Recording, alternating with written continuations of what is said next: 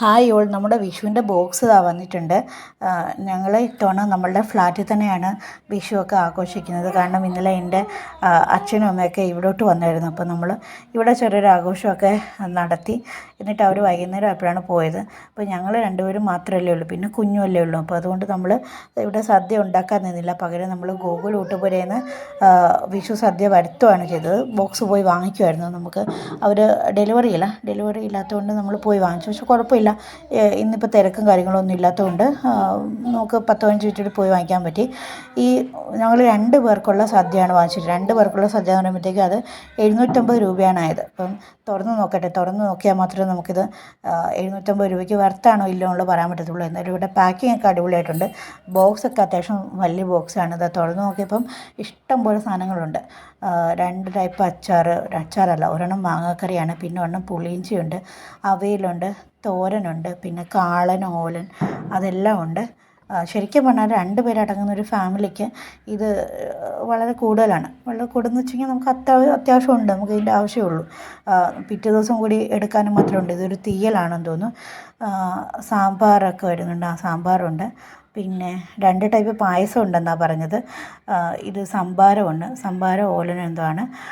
എന്തായാലും വലിയൊരു ബോക്സ് നിറച്ച് ഒരു സാധനങ്ങൾ വെച്ചിട്ടുണ്ട്. ഇത് രസമാണെന്ന് തോന്നുന്നു. രസമല്ല, പായസമാണ്. ഇത് പരിപ്പ് പായസമാണിത്.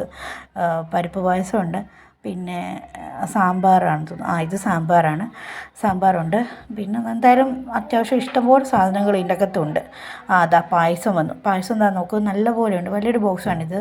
നമുക്ക് 3 പേർക്കും സുഖമായിട്ട് കുടിക്കാനുള്ളതുണ്ട് ഈ പായസം.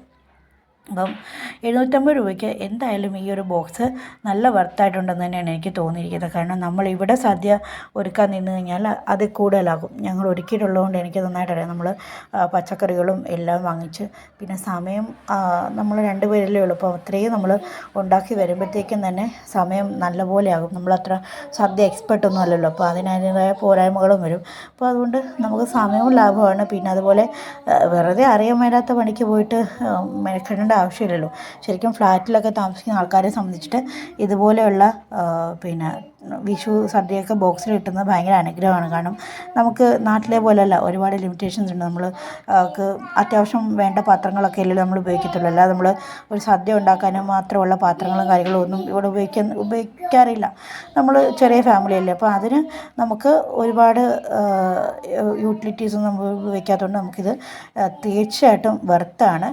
എനിക്ക് പൊതുവേ ഗോകുലൂട്ടുപുരയിലെ രസവും കാര്യങ്ങളൊക്കെ ഇഷ്ടമാണ്. ഞാൻ നേരത്തെയും കഴിച്ചിട്ടുള്ളതാണ്. അതുകൊണ്ടാണ് ഇവിടുന്ന് തന്നെ ഓർഡർ ചെയ്തത്.